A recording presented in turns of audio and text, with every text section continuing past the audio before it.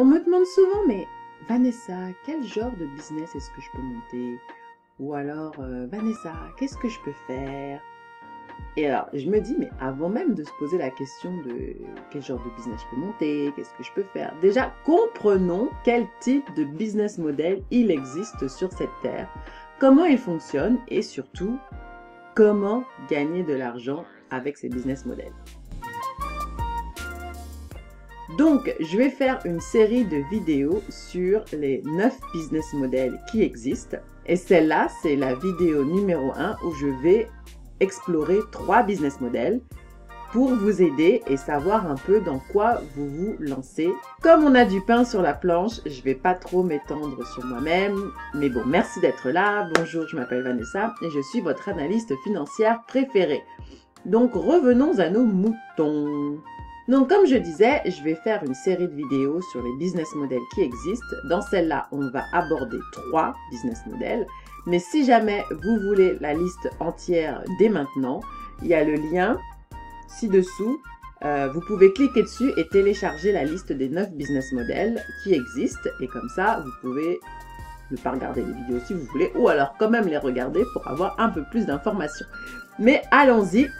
Je vais donc aborder dans cette vidéo les 3 premiers business models que j'ai intitulés 1. L'intermédiaire, 2. L'industriel et 3. Le publicitaire. Business model numéro 1, c'est l'intermédiaire.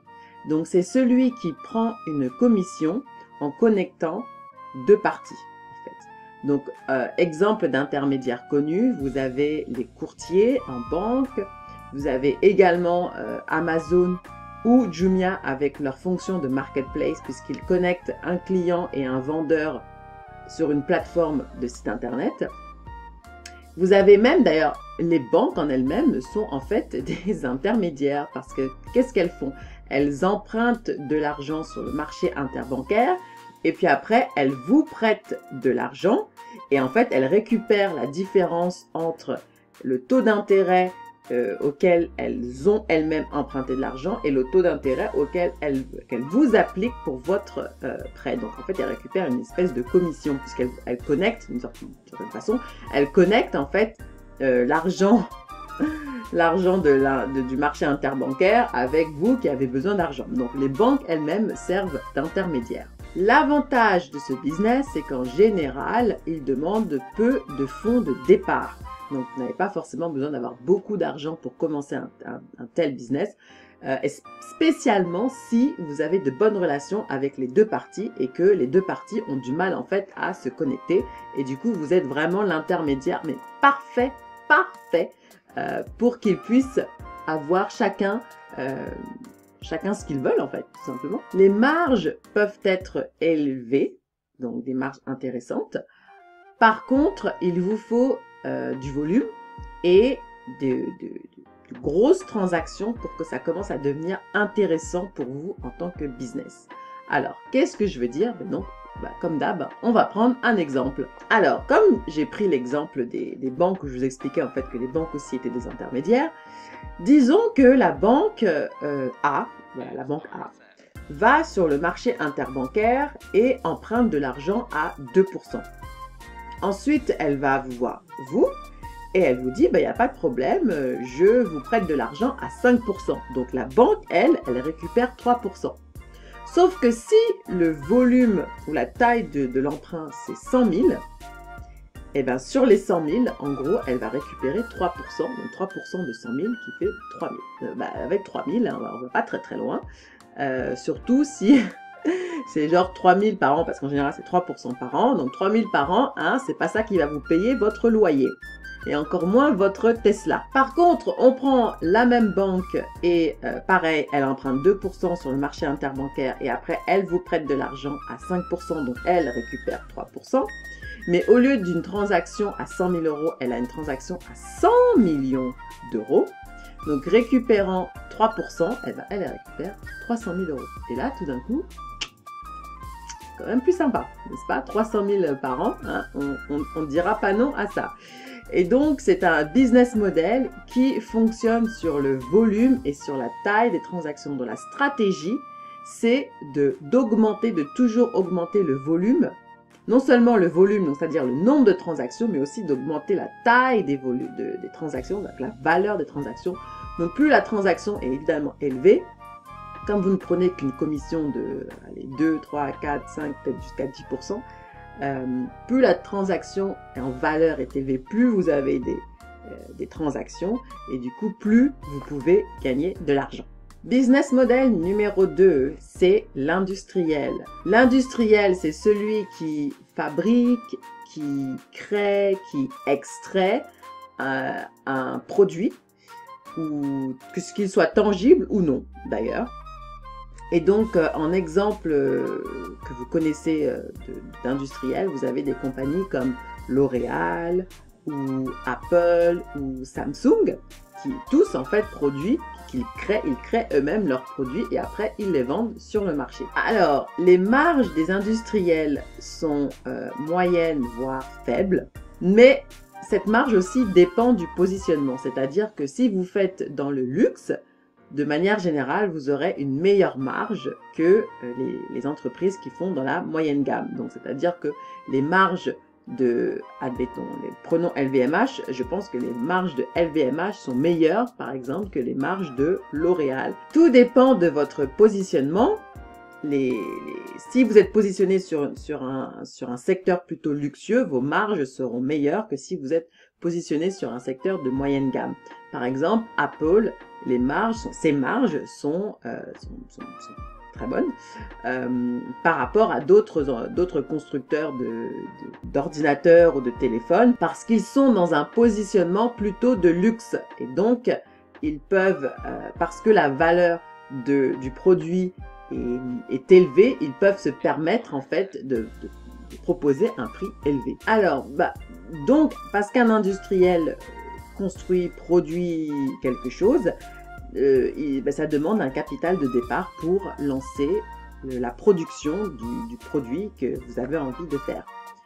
Donc c'est pas évident pour tout le monde de se lancer dans un business model de type industriel, et sachant que les marges ne sont peut-être pas les meilleures, mais par contre je voulais absolument mettre en avant le fait que le business model de type industriel, quand c'est bien fait, ça peut vraiment, mais vraiment changer la face d'un pays. Prenons tout simplement la Chine, qui est en fait l'atelier, comme on dit, l'atelier du monde, ou l'endroit où on produit tout, en gros.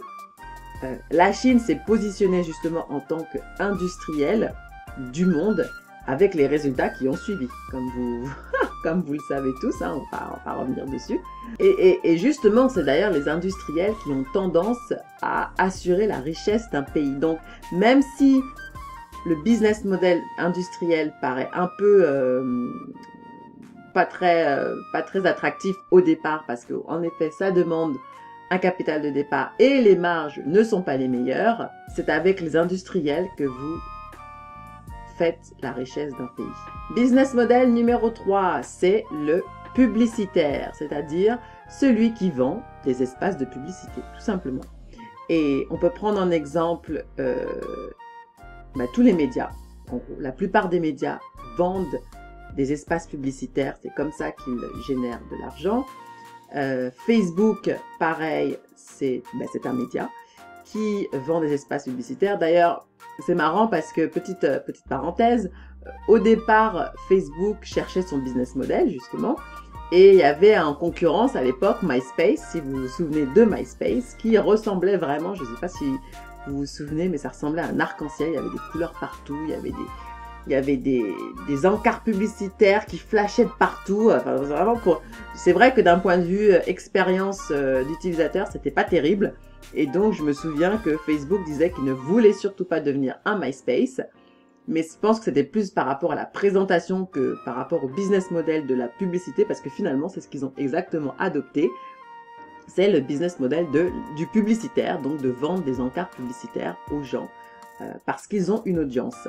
Alors, d'autres exemples de personnes qui utilisent ce business model, c'est tout simplement les blogueurs, les influenceurs, quand ils se font payer pour montrer, promouvoir Un produit, c'est un business model de publicitaire, tout simplement. Et bah, donc, les chaînes de télé, mais aussi Google. Google a aussi ce business model-là, qui est que, donc si jamais vous avez déjà utilisé Google AdWords, vous payez en fonction des mots-clés. Et ça, franchement, chapeau pour avoir trouvé. Parce que le business model, c'est la publicité, mais c'est la façon dont ils ont tourné ça pour générer de l'argent de la publicité qui est quand même assez... Fallait y penser en utilisant les mots-clés. Bref, on va pas s'étendre là-dessus. Tout ça pour dire que ce qui est important pour le publicitaire, c'est d'avoir une audience. Et donc, les publicitaires font tout ce qu'ils peuvent pour rassembler une audience. Et évidemment, plus l'audience est énorme, plus ils pourront générer du revenu, en fait. Donc, la stratégie du publicitaire, c'est soit d'avoir un énorme volume d'audience, donc énormément de gens qui vont sur la plateforme. C'était ce que les chaînes de télé arrivaient à faire. Elles arrivaient à rassembler des millions de personnes pendant un moment donné. Bon, maintenant, avec les Netflix et Internet et tout ça, c'est un peu plus compliqué. Mais c'était pour dire que c'est pour ça qu'elles pouvaient du coup demander des sommes affolantes, quoi, en termes de publicité.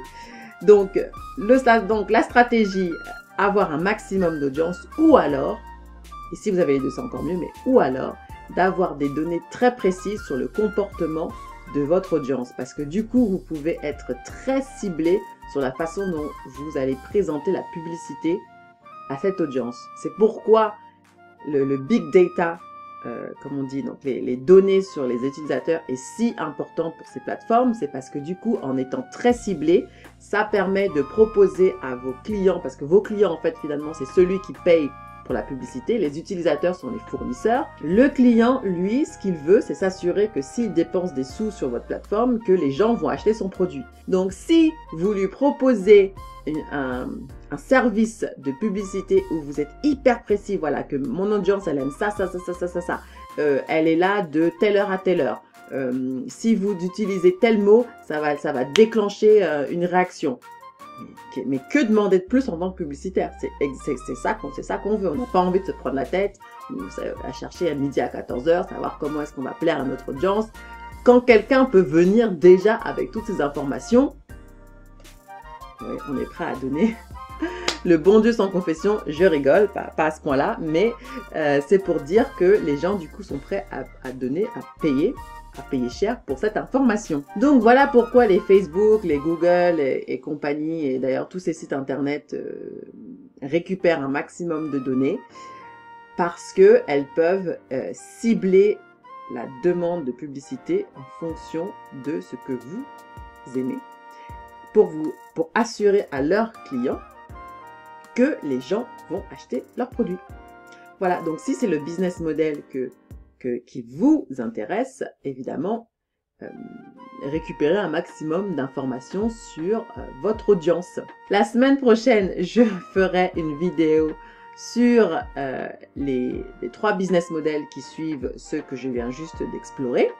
Mais donc, comme je disais, si vous voulez la liste tout de suite, vous pouvez la télécharger ci-dessous. Elle est gratuite. Et donc, la semaine prochaine, on va aborder le business model de l'hébergeur, le conseiller et le stocker revendeur. Si vous avez aimé cette vidéo, surtout n'hésitez pas à mettre le pouce vers le haut et à la partager à un maximum de personnes, notamment si vous connaissez des gens qui veulent se lancer et qui se demandent je ne sais pas trop dans quoi me lancer. Voilà, qu'ils apprennent les types de business models qui existent dans ce monde. Et puis, je vous dis à bientôt, soyez libres et faites vos recherches.